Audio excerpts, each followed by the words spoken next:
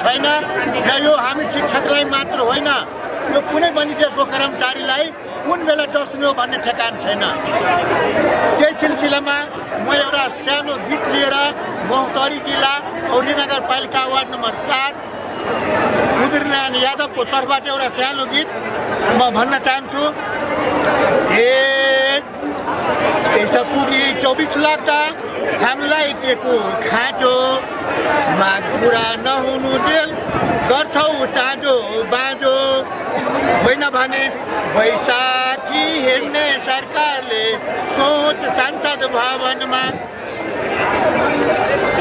फुलेको फुल मात्र होइन झरेको फुल पनि टिप्नुपर्छ। प्रधानमन्त्रीले मात्र होइन संसदबाट नै माग पुरा हुनुपर्छ।